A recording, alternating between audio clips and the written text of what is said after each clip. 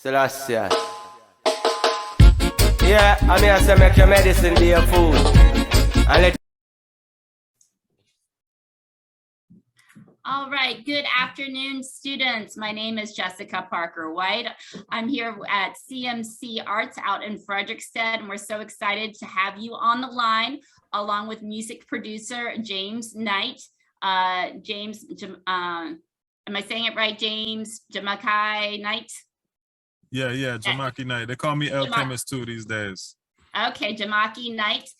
We've got Jamaki here with us all the way from California, and this is a part of our Exploring Art Career Pathways. Last month in December, we had Kina Fleming for shoe design, again, a Virgin Islander. And tonight, this afternoon, we have James here, who's gonna share with us a little information about music producing and how to get into that line of as a career choice, as a career option for you here. So we've got a lot of musicians on the line, James, that are interested in the music business. So why don't you go ahead and tell us a little bit about yourself and how you got started, or actually tell us about which school you went to here on St. Croix. Yes, good afternoon, everyone. Thank you again for inviting me on to here, Jessica, and definitely large up my sister in Saida for even making the link. So definitely I'm humbled, I'm honored to be here. It's definitely a moving experience to know, like, man, somebody reaching out to me to ask me some questions about this music thing. So I am definitely humbled and honored again. So give thanks everyone for taking the time out to listen today. First and foremost, I just want to say, let's give thanks and praise to the Most High, Jah Rastafari, because he's the one that, you know, put me on this path to music. And up until this point is all through the blessings and the grace of the Most High that got me to where I'm at. So right now, I'm in California, in Oakland area. So this is where we based the label at. But my music interest started from very early on. When I was in Paul B. Larson, you know, my mother, big up my mother today. Today's her birthday, you know, she's going strong. So I want to say, Nada Kushan, big up to my moms today. From Pearl B. Larson days, I was just infatuated with music. I had a little bit of music teaching in elementary school, but not really a lot. But I knew there was something I loved, because music was always playing in the house. A lot of calypso, a lot of Kwelbe music, and my father actually loved some jazz too. So I used to hear like some mix of jazz and Kwelbe and Spanish music, and that's what my parents were really into. And then when I reached junior high, I went to Elena Christian.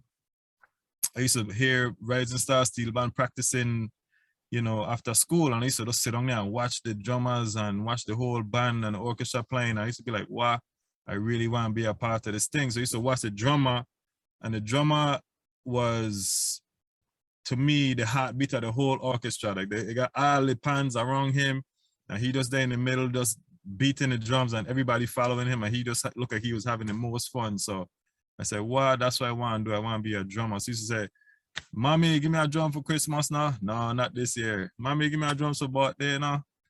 She said, no, me want a noise in my house. He said, I always tell her, look, if you give me that drum set from when I was small, I might have been the baddest drummer in the world right now. But so I said, okay, cool. So at that time, hip hop was starting to come through. And at the time, you know, DJing and rapping and stuff like that was new and it was fresh. So it was like an easy way to get into music without having to have the musical instruction. So you could just grab some records or a beatbox or a drum machine or something. You could just start making some music. So I even started out doing some beatboxing and stuff, because that was like an easy way for me to be a drummer without having the drums. So that was like one way. Like basically I just got into it by any means necessary, and hip hop was one of the ways that I got involved with the music. So when I went to college, I left from St. Croix. I went to Central High School after that. When I graduated Central, well, in Central, we did like a couple little shows here and there, rap shows with me and a couple of friends, some bridging or so. And we like I said, hip hop was new. So it was like just coming to the island in a kind of way, and people were doing rap party and break dancing and things like that. So that was something I got into a little bit. And then I moved to New York, Brooklyn, to go to Long Island University up there. And I was part of the media arts program up there, which was definitely a learning experience, to be like amongst like some of the big equipment, like for TV stations and the networks and boards and mixing boards, and a totally new environment that I had never experienced before. The only other time I saw equipment like that was like when I went to WSDX, you know, for like a school trip or something like that. And I saw them playing the music, and I said, wow, this music coming from this little room and it's broadcast all over the world. This is something like I want to be involved with. So I just knew from early on that I wanted to be involved with some kind of the entertainment, communication, media, something, because it just captured my imagination. So next thing, so while I'm in Brooklyn, you know, I'm exploring some different avenues to get into music, and I wasn't taking any music classes, but I was taking like TV production classes and communication classes and stuff like that. And at the same time, I'm in the middle of New York, which is like the home place of hip hop. So I'm like learning about the different MCs that were coming out, the DJs, the producers, and I realized that, man, all you need to do is go into the studio and you pay your little money, and you know you can record for a couple hours, and you could come out with your product, and you could go push your music. So me and my brethren, Jomo Moed, we started to do some recording. Like, you know, we found a studio that we could afford, and we started going booking by the hour, and we started to have some creative ideas and put some songs together and stuff like that. But at a certain time, we were like, you know what? This paying for this studio time thing again, old fast, and we ain't got the budget to keep going back and forth to the studio. So we said, well, the best thing that we could do is to start playing some instruments, so in that way, you know, people can pay us to play. So now we could back people, we could, you know, do our own shows. And so we started, that's when I bought my first drum set, and we formed a band. And then from there, we started practicing, you know, self-taught, some good vibes. And then, you know, we were coming from like a rap background, so we kind of knew how to rap already before we learned the instruments. So we were able to rap and play the instruments at the same time. So at the time, that was kind of like a new thing. People weren't really doing that. So we started a couple events in New York. This one particularly called Avant Yard, which was like basically an art gallery with music and food and performances and poetry. And it became like a little scene where creative individuals could come and express themselves, because, you know, as a, you know, you melanated in this country, they don't have a lot of opportunities for you in certain things. So we had to create our own opportunities. And then from there, we started getting noticed. Next thing you know, people were booking us. Took us to Germany. Hey, we want you guys to come to Germany. Hey, I want you to come to, you know, this school upstate New York because I like what you guys are doing. So we started doing tours and starting to work with a lot of different acts that were coming out at the time, like Most Def and the Black Thought from the Roots and Talib Kweli and Dead Prez, and even Erykah Badu in her early stage was coming through to some of the parties that we was doing. And so it was like a crossover scene where we were playing a little bit of mixed reggae hip hop into the hip hop scene. So they were like, wow, these guys are different. And we had a band called Survival Sounds. And so we were able to make some live band instrumentation with like a little reggae feel and a little hip hop soul feel. So it was kind of like an eclectic group at the time. And we were making a little buzz for the moment. And then, so from there, after that band kind of ran its course, I went to production with a reggae label with a couple brethren that I knew from Haiti, and they were living in Brooklyn at the time, and we formed a label called Ghetto Roots Records, and we produced a couple of artists and a couple of compilations from then. So that was my first kind of like experience as like a label production ownership level, where we were working with different artists. And at the time, you know, we were able to work with a couple of the reggae legends too, Sugar Minot, Luciano, Mikey General, and a couple different ones at the time, and plus some up and coming ones that I still work with to this day. Jadan Blackamore from Guyana, and a couple other artists at the time. So music life is not an easy life in the sense of it's not a fast track to any like big income. I'll just keep it real with you. It's if you're into music, if any of the youths listening right now, if you're into music, you got to be into it for the love of it first, because there's no guarantee your record gonna be a hit.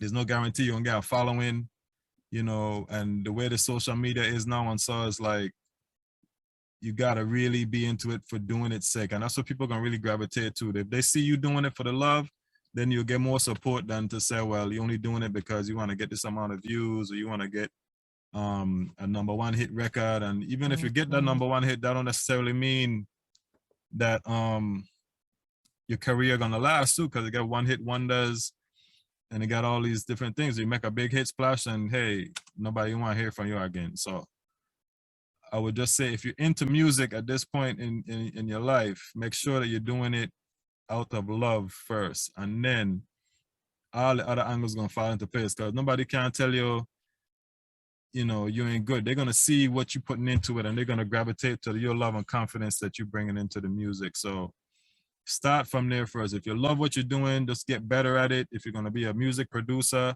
make sure you keep up with some of the new software that's coming out. If you're a lyrics writer, you could be a songwriter and don't perform. There's a lot of angles that you could be into the music without having to be in the forefront. You know, there's a lot of back end positions, which I ended up having to gravitate to, because I realized, man, some of the record sales and CD sales weren't really coming in like that. So I'm like, well, how am I going to support myself and do music at the same time? So that's when I started getting into engineering and production, because you can be in front of the mic or you could be behind the stage making the thing happen and still getting paid. And you don't have to worry about if people like you or not. Just do a good job and you could get paid from doing the job, as opposed to like getting paid from your artistry, which we know is a whole fickle industry. People don't always like what coming out. You could come out with this style today, the style change. Next thing you know, nobody want to hear your style again. You know what I mean? So it's like, to avoid all of that, I realized if I wanted to stay in a creative industry, I had to learn some of the other angles of it. So I learned a little bit of lighting for stage shows. I learned live sound. I learned the studio recording and mixing. So then I started to get some internships at some bigger studios, and then I got a job at a very small studio, but it was a really top studio, and it used to be used as a production writing house for some of the bigger labels. So like Def Jam and Atlantic Records, they would bring some of their up and coming artists to this small studio that I was engineering with.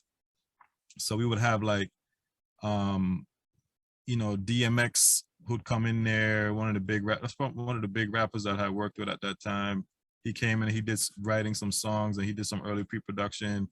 A rapper from Houston named Scarface, and a couple others that I can't list right now. Lil Mama, she came in there when she was a young MC coming up, and she ended up going on and work with Jay-Z and things like that. So you'll never know, you know, who you're meeting on the way up. You know, somebody might just be like cutting a little demo today, and the next thing you know, she's Rihanna the next day. So it's always, you know, be good to people on the way up so they don't, like, you know, miss you, you know, look at you. What they say, be good to people on the way up so they don't step back on you when they up there, you know. So I always had a good relationship with artists and people that I work with, so I could keep a good track record. People could you know, call me back for more work again, because they say, yeah, what a man that work hard, you know, he don't cop no attitude, he just come do the job. And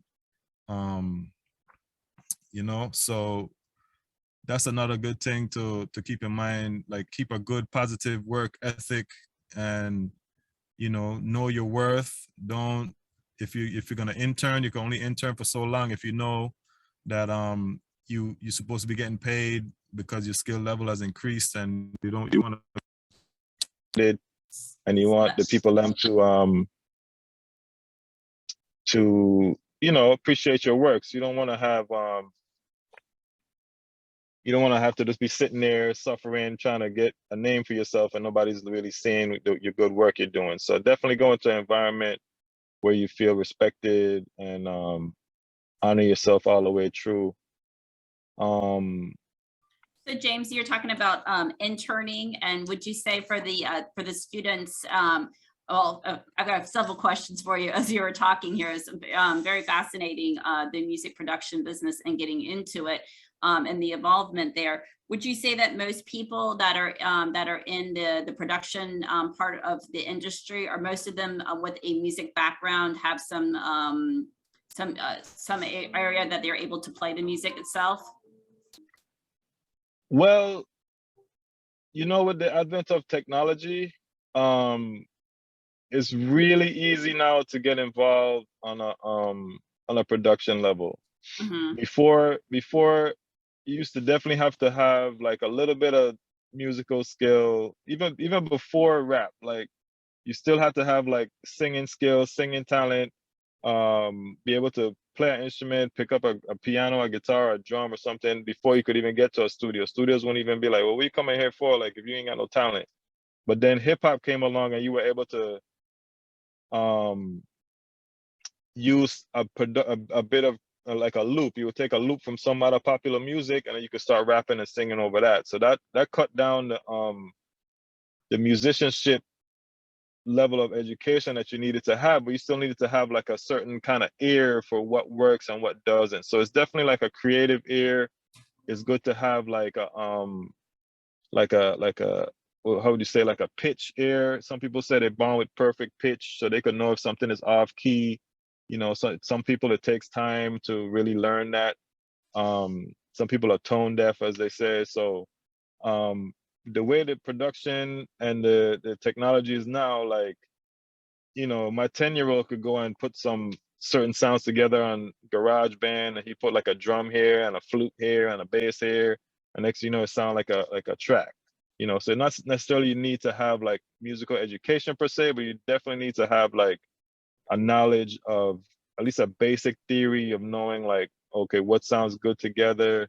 You can't mix these two sounds because it sounds like dissonant, you know, it's not harmonious, a kind of way. But again, also, and to top all of that, music is a creative force. So you could not have any quote unquote skills and you know, knowledge of the theory and all of that, but you could go together and create something from scratch that somebody never even heard before, because you're coming from a totally different left field perspective that maybe a trained musician wouldn't know. That's the come to say like certain classical musicians don't like to try to play hip hop or reggae or something like that because it's kind of beneath their skill level per se, but you know, they can't capture the feel of it, even though they're so talented and virtuoso on playing whatever instrument they're on. They can't capture the basic feel of a reggae or a hip hop kind of beat, because you know, it's about feeling.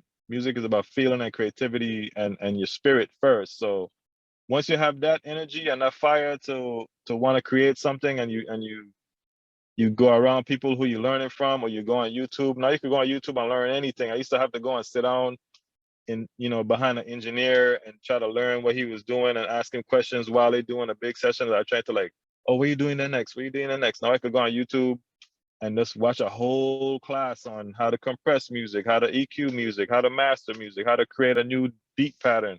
So with that right there, I mean, the sky's supposed to be the limit. If you have the interest and the love for it, and with like the YouTube and the advent of the technologies, man, the sky is the limit for sure. You know, you could definitely tap into So James, a lot of things. could you tell the students some keywords, or when, if I'm guessing YouTube is definitely one of the, sounds like a great platform for them to go and try to find out some information. So when is there a certain person that you like to follow on YouTube, or is there certain phrases that they might want to be able to capture? And if they're interested again in music production, that they could look up and find out some more ways to do it on their own? Well, it kind of depends on you know, which digital music workstation you're working with. So you know, we all have excuse me, laptops and computers and iPads and things like that. So we could like say if you have an Apple laptop. It comes with GarageBand, and then you could go and get another software named Logic that works with it. That's what I use a lot, Logic, and I've used Pro Tools a lot as well. So you could just go and search the keywords for Logic music production, or basic recording tips with Logic, or Pro Tools. If you're using Pro Tools, you want to say how to record a vocal with Pro Tools, and it'll show you and it'll walk you through it. Or how to produce a drum pattern in Fruity Loops, which is another popular software that you can use. That's pretty easy to use. And so it's basically whatever tool that you have to use at the time. You just kind of search and kind of work along with that tool, because that's another thing about music too. You don't have to have the best, newest thing to create something that's amazing. Like, that's pretty much what started hip hop. They didn't have the top equipment, they didn't have the top musicians. They just were able to get the right little sample. They find out which little raps and little hooks and choruses and stuff. And that's really what makes the end product, is the feeling that the person gets from listening to it, and the energy that you bring into the table. So once you have those key things, it's really easy, because you could even do auditions. Like, if you're a rapper, make sure you go to some open mics, and make sure you try to link with some producers and DJs who are like, you see making a little noise, and you can show them your skill and talent. If you're a producer who's making the beats, make sure you find like, one or two artists that you could work with to showcase your beats to. So that way, people are not just hearing your beat, but they're hearing you present it with like a rapper on it, or a singer on it, or a chant on it, so everybody could hear, wow, who did that production there? Yo, that song they bad, and that beat they bad, so everybody know that DJ such and such did it, or producer such and such did it. So that's how you get your name out there. And then I was going to ask you, for social media, as far as, what would you say is the best platform for emerging artists, for them to be perhaps oh man found? Well, if you have a preference? Yeah, well, that's an ever evolving thing, the social media. And even, I'm even a little step behind. I'm not afraid to say, like, that's like a whole other generation to be like on the beat of the social media energy all the time. Because there's a couple platforms. Of course, everybody on Instagram. You could get on Instagram and showcase your music with that way. There's also the new one, TikTok. I haven't even ventured into TikTok yet.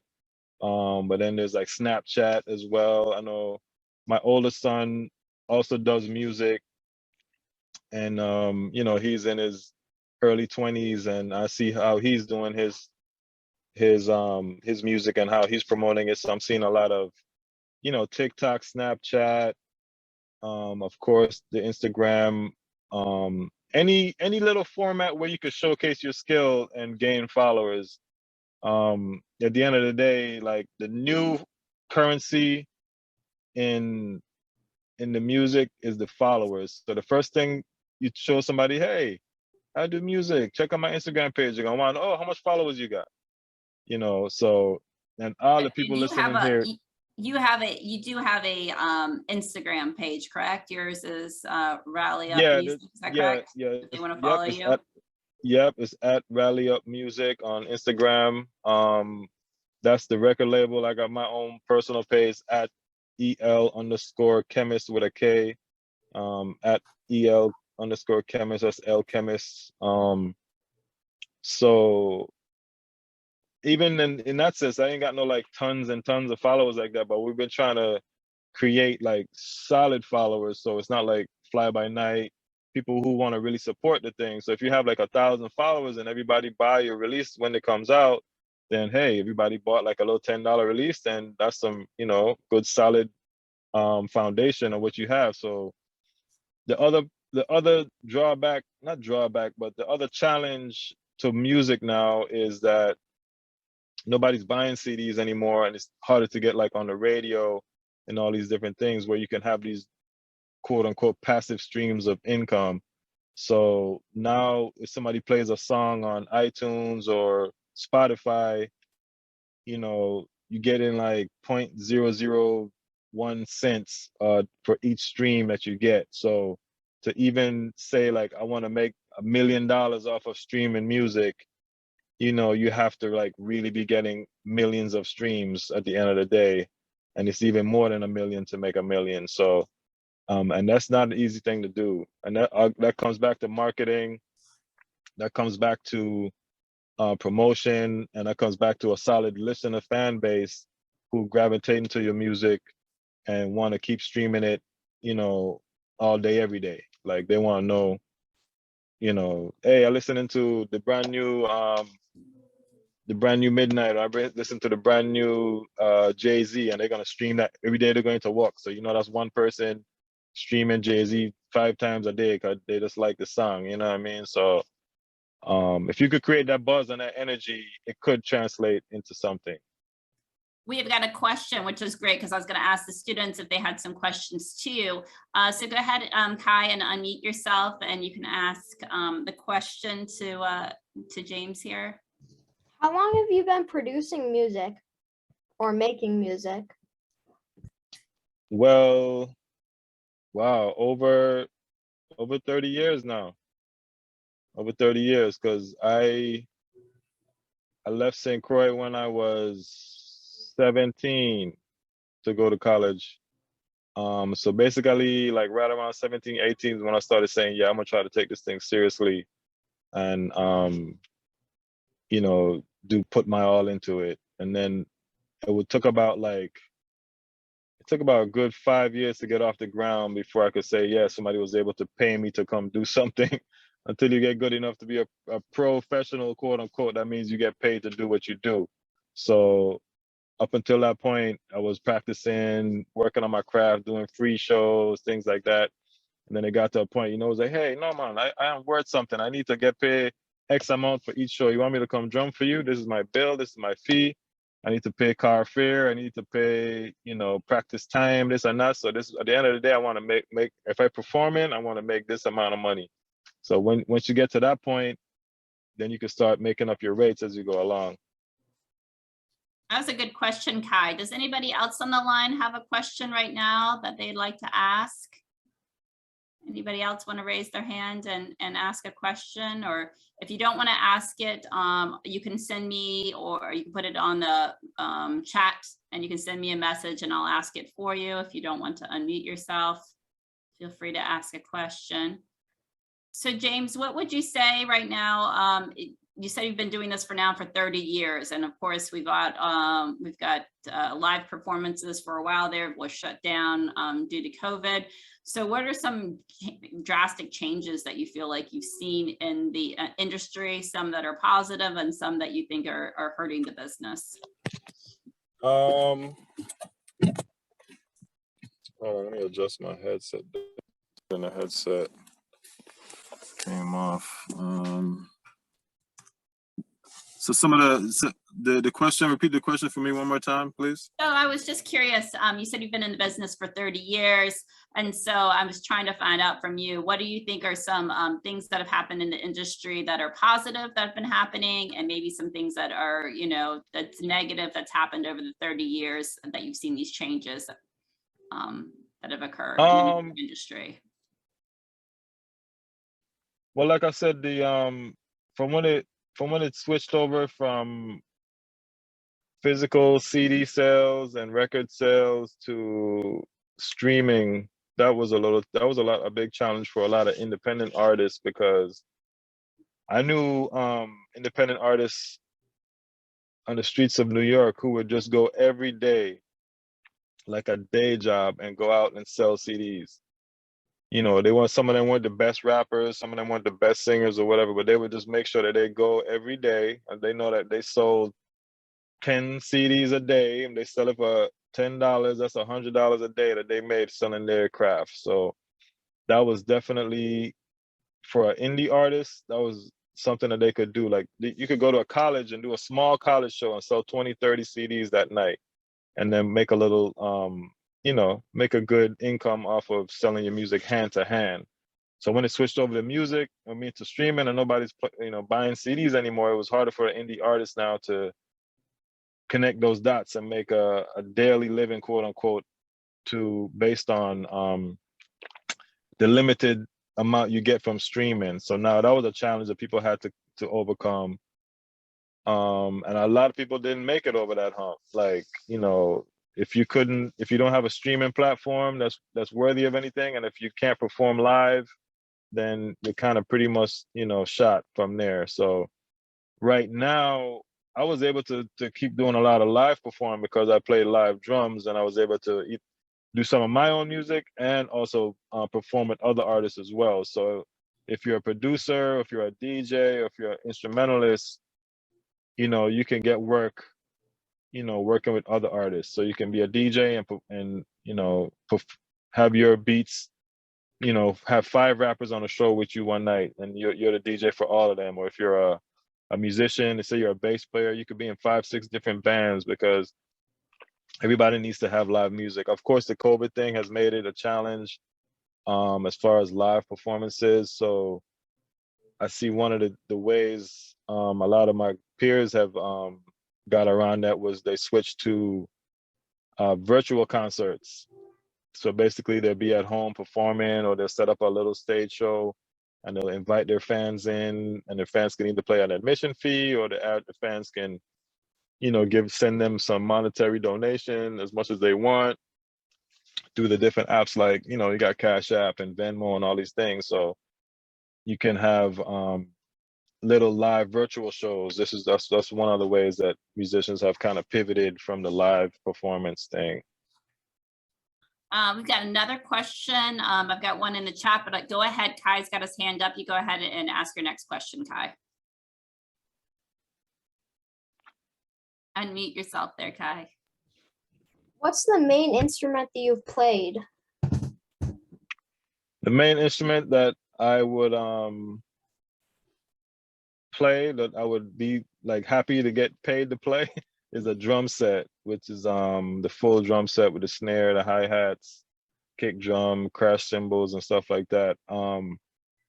I play a little bit of the other instruments, like mostly for like in the studio. Like if I wanted to create a song, I can do a little bit of piano, I can do a little bit of bass, you know, little things like that. But at the end of the day, the thing that I'm really good at is drumming. And, you know, somebody can hire me to drum live for a show, but I wouldn't jump on the stage and be on somebody's piano player. But I would go in the studio and mess around and be able to stop and start again until I get it right, you know. But drumming is something that I could definitely say is my main instrument. So do you beatbox anymore at all? You were No, talking about beatbox in the early days. Yeah. No, just for fun with my children and stuff like that. I'll be making up beats with them, and you know, that I was like, hey, yeah, I was making up some song. I'm like, well, that's all I got to do, my son. I'm gonna make a song every day. If I want to make a song, I'm eating pancakes right now, I'm gonna make a song about eating pancakes. So they're gonna be like, yo, you know, that's just how I communicate with my spirit, you know. So can we get a little demo on how to beatbox if anybody wants to hear? Oh, no. Can I talk you into that? No. No. No beatboxing about pancakes. No, Okay, maybe no beatboxing. No. Okay, part two. I've got Part 2. Ian. Ian, you got a question? How many like, where can we find some of your albums or anything you produced? Yeah, right now, the main things that are out right now is under the label Rally Up Music. We've had about 4 compilations in the last like 5 years, and a couple singles. Right now we're promoting one of my co-founders of the label, this artist from St. Croix, actually, named King Kanashi. He is got 2 new songs out plus a new mixtape, and he's starting to get a lot of traction in the Africa market right now. So if you look up Rally Up Music and you look up King Kanashi, you'll see some of the new releases.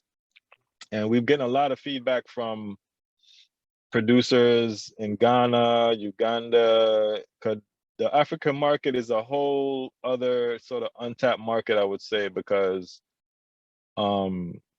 with the advent of the popularity of the Afrobeat sound, which is like a pop sound right now, It's sort of like the new world music, along with reggae, even though it's like a back and forth inspiration, because the reggae influences the Afrobeat artists, and then in turn, some of the Afrobeat influence comes back into the reggae zone, and the same thing with the hip hop. So it's all like a cross pollination of sounds, which I attribute it is just, the oneness of jam music is all coming from the heartbeat. That's why in Nyabingi they say the heartbeat is the root of it all. So when you go into 1, 2, doom, doom, doom, doom, and then you can add anything after that, doom, doom, bap, da, doom, doom, bap, and that's from there. You start from the heartbeat. You could go in many different iterations of that rhythm right there, and then as you go into each region, everybody got their own language, their own melodies, their own stories to tell, and then it's a new concoction when somebody take those same elements and put it into their own creative flex, is a lack of a better word. So just stay creative and just use all the influences that are around you and use the influences that you love, and then just tap into your own sound, and then you'll come up one day with like your own creative thing. You'll be like, wow, who is this? This is that's that dude Kai, man. Kai got his own little sound. He makes calypso with rock and jazz and space music, and next thing you know, you got the new Kai sound. So once you having fun with it, like I said, you can't go wrong. So that actually brings it right into the question that we have in the chat, which is, if reggae, which obviously you're very passionate about, if reggae was no longer an option to play and produce, what genre of music would you move towards? Well, like I said, I started with loving like the calypso soca sound, which is, to me, it all kind of stemmed from like an Africa sound, which is a very rhythmic, percussive, melodic kind of music. So, if there was electricity was to stop tomorrow, you could still play a drum and a flute and an acoustic guitar and things like that. So you can't go and get like the digital beats. So you still need to be able to like express yourself without having to depend on a technological item that runs on a battery or an electric outlet. So if there was, God forbid, there's any way that reggae stop making music, I would just have to go into this more like more acoustic based drumming. So you have like drum ensembles, or yeah, I would say acoustic drumming music. But I love all genres. So like when I started, it wasn't just like, let me just do reggae, let me just do this. It was like, I want to blend it all because I like it all. So I was trying to find a way to blend it all into different one format. And so if you listen to some hip hop, you're gonna find some reggae influence. If you listen to some reggae, you might hear like a little hip hop beat sneaking in there some kind of way. So it's all one thread going through the whole music.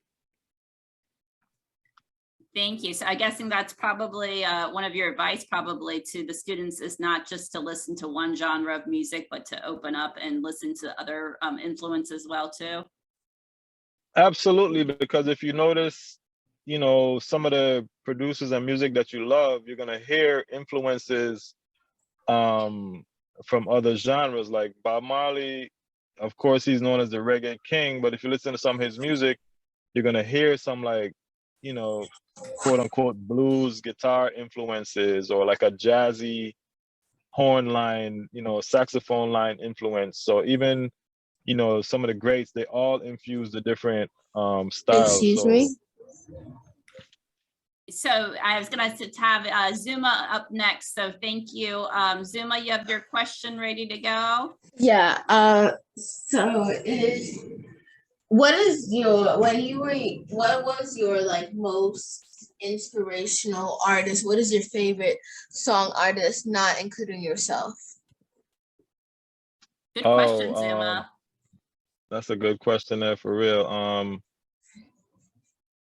Let me see. Well, I know one of the first loves that I grew up loving was the reggae band Steel Pulse. I went to WSTX radio for like a creative writing competition. I think I must have won one of the prizes, and one of the prizes was to go up into the radio station and, you know, check out what they were doing up there. And then when I was up there, I saw the DJ pick up a record, he blow on it, take the dust off, he put it on top of the turntable, he lift up the needle, and he said, "Yes, crowd of people, it's a brand new thing from the band called Steel Pulse." And I saw the reggae, the needle hit the record and it started spinning. And I heard the music coming through the speakers. And then at the same time, I was like, wait, this is the music that's playing on the radio outside at the same time. So that was kind of blowing my mind as a child. Like, wait, from this little room here is being broadcast all over the island. And then the music was Steel Pulse. And from there, I just fell in love with that band because they were like a very progressive band. It wasn't just like a simple pankachenka, pankachenka, chenka. They had like a very orchestrated arrangement in their music, lots of like R&B type singing harmonies, lots of different horn arrangements.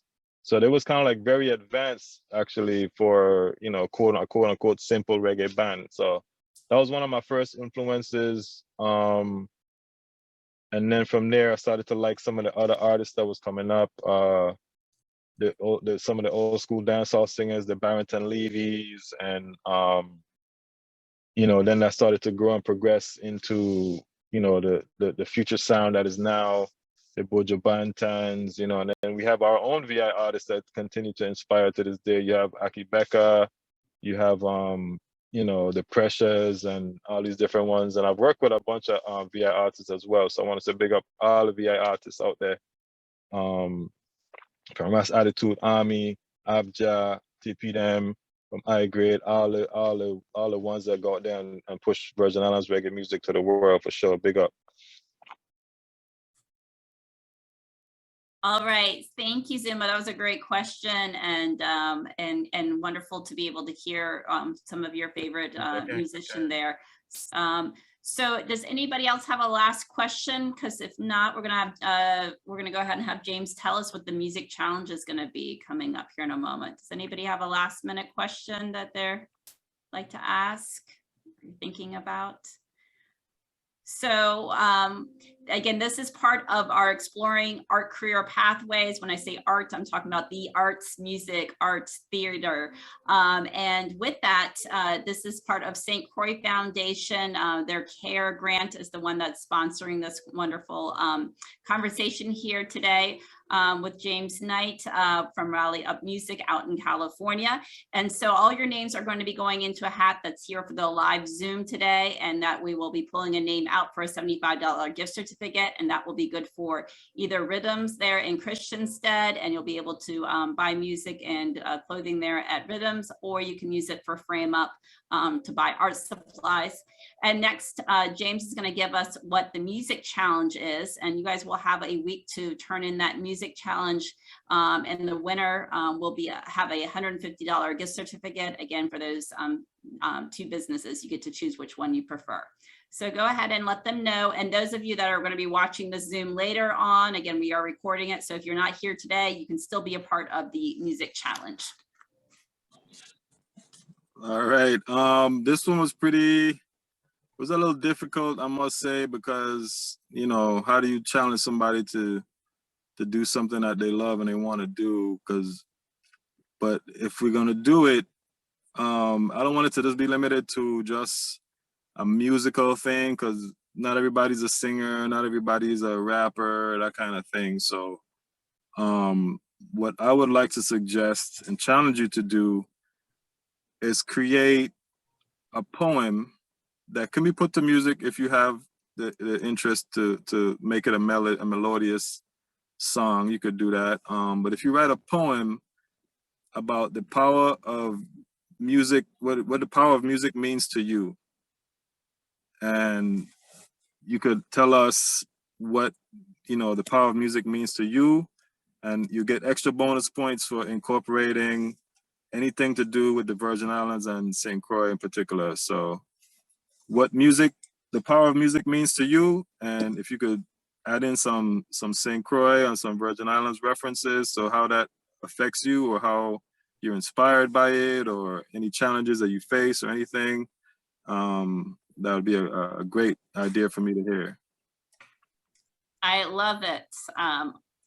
So I will make sure that you guys that are on the call, as well as, of course, this is recorded right now. We're gonna upload it there to our social media so you can go back and rewatch over again. And again, I love this idea of a poem, the power of music means to you, and the bonus edition, if you can put some lyrics in there for the Virgin Islands and St. Croix. You guys are gonna email me your poem. I'm gonna write down my email address. It's jessica@cmcarts.org. And I will forward all of these on to Mr. Knight here, so he will be able to judge there and pick our winner. So again, thank you to St. Croix Foundation. Thank you to all of you for participating today. And thank you again for taking the time out, Mr. Knight, for coming on with us today all the way out in California, and helping to inspire the youth and the teens to find out more about music and about the idea of music production as a viable career option for them. So thank you again. Oh, the pleasure is all mine. I'm honored and humbled. You know, all the children listening, all the ones listening, you know, don't give up. Just keep your creative juices flowing, and just stay on that path and hold the faith. Thank you. Oh, are you? Celestia. Yeah, I mean, I say make your medicine be your food, and let your food be your medicine. Don't use your teeth to get grave food where you eat. You must eat to live, and don't live to eat. Want some food with life? Yes, me want some food with spice, and me want some food with nice. Food from the earth, nothing with genetically modified. I tell stew with beetroot and carrot. Some fresh vegetable me a yucking on me at. A hot sipping on my broad calabash. Cool I made with all some sour top splash. Sassy perilla and spirulina, me use to fix me back. Cashew and flaxseed, blend up with the hummus. Them ya kind of food that keep the rust up on track. Strictly veggie stew up with coconut. Camel porridge just a boil. Can't cook it out coconut oil. Half it on me and make fashion. And cook the food with style. Kombucha and roots wine. pH balance and alkaline.